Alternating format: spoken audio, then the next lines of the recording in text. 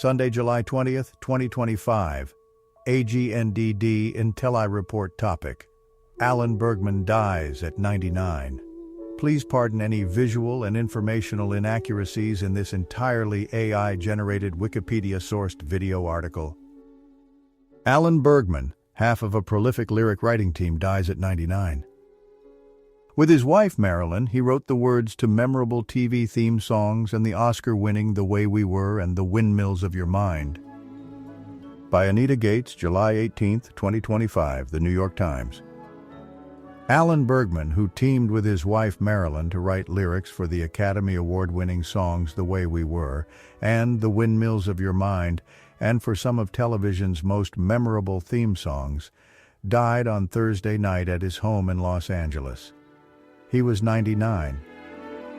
His death was announced by a family spokesman, Ken Sunshine. The Bergmans regularly collaborated with prominent composers like Marvin Hamlisch, with whom they wrote The Way We Were, from the 1973 Barbra Streisand-Robert Redford romance of the same name, and Michael Legrand, with whom they wrote The Windmills of Your Mind, from the 1968 crime movie The Thomas Crown Affair, starring Steve McQueen and Faye Dunaway. They also wrote the lyrics to Mr. Legrand's score for Miss Streisand's 1983 film Yentl, for which they won their third Academy Award. The Bergmans were among the favored lyricists of stars like Frank Sinatra, Tony Bennett, and especially Miss Streisand, who in 2011 released the album What Matters Most. Barbra Streisand sings the lyrics of Alan and Marilyn Bergman. The album's 10 tracks included The Windmills of Your Mind, Nice and Easy, That Face, and the title song, none of which were among the numerous Bergman lyrics Miss Streisand had recorded before. Promoting the album, she described the Bergmans as having a remarkable gift for expressing affairs of the heart. Between 1970 and 1996, the Bergmans received a total of 16 Oscar nominations.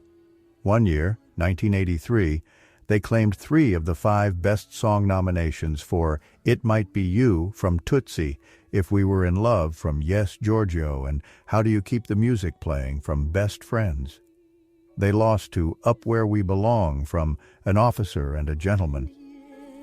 They also received 3 Emmy Awards for the score of the 1976 TV movie Sybil, for which they wrote the lyrics to Leonard Rosenman's title song, Ordinary Miracles, a song they wrote with Mr. Hamlisch for a 1995 Streisand concert special, and A Ticket to Dream, another collaboration with Mr. Hamlisch for a 1998 American Film Institute special. But television audiences heard their work most often in the series' theme songs for which they wrote the lyrics.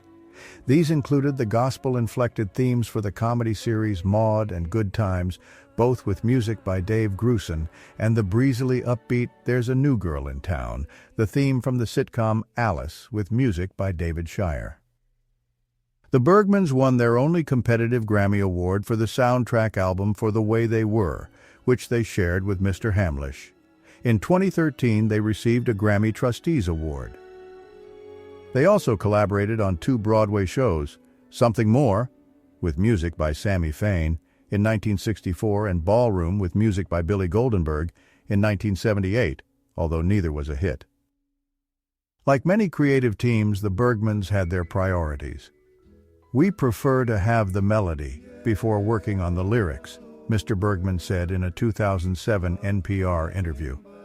"We feel that when we have the melody, there are words on the tips of those notes, and we have to find them." Alan Bergman was born on September 11, 1925, in the same Brooklyn hospital where his wife would be born 3 years later. He was the elder of 2 sons of Samuel and Ruth Margulies Bergman. His father was a clothing salesman. He began piano lessons when he was 6 and began writing songs as a boy. He attended the Ethical Culture School and Abraham Lincoln High School, graduating early to enter the University of North Carolina at Chapel Hill at the age of 16. He studied music and theater arts there, but his studies were interrupted when he was drafted by the Army in 1943. He served in the infantry during World War II and, after he was wounded, was reassigned to Camp Butner in North Carolina, where he wrote and directed special services shows. He completed college at Chapel Hill under the GI Bill in 1948. The next year, he earned a master's degree in music from the University of California, Los Angeles. It was there that he met the songwriter Johnny Mercer, who became a friend and a mentor. Mr. Bergman moonlighted as a television director in Philadelphia and worked as a lyricist with the songwriter Lou Spence in Los Angeles while waiting for his break in the songwriting business. That came with That Face, which he wrote with Mr. Spence. The title and the first line were inspired by the actress Phyllis Kirk, whom Mr. Spence was dating. But Mr. Bergman wrote the rest of the words with Marilyn Keith in mind. She was also working with Mr. Spence as a lyricist. After Fred Astaire agreed to record the song, Mr. Bergman presented the recording to Miss Keith along with a wedding proposal. She said yes. Instead of a ring, Miss Bergman recalled many years later, he gave me Fred Astaire. Marilyn Bergman died in 2022. Mr. Bergman is survived by their daughter, Julie Bergman, and a granddaughter.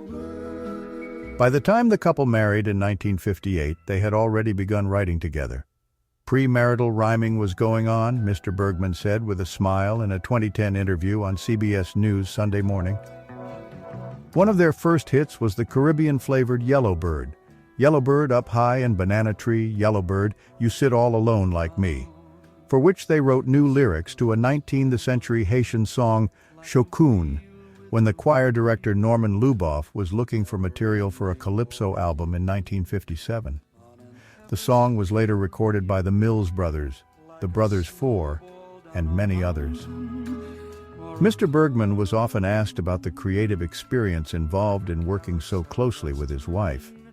In that same 2010 interview, he said, "One is the creator and the other is the editor, and those roles change within seconds." He put it another way in an interview with the New York Times in 1982. The actual process of writing the lyric is like two potters passing clay back and forth. At the end of the song, we rarely know who wrote what. Thank you for watching this AGNDD intelliReport, dear viewers. Please like, subscribe, and click the bell button to get notified during new uploads. And make sure to tune in next time. Stay safe and healthy. Cheers.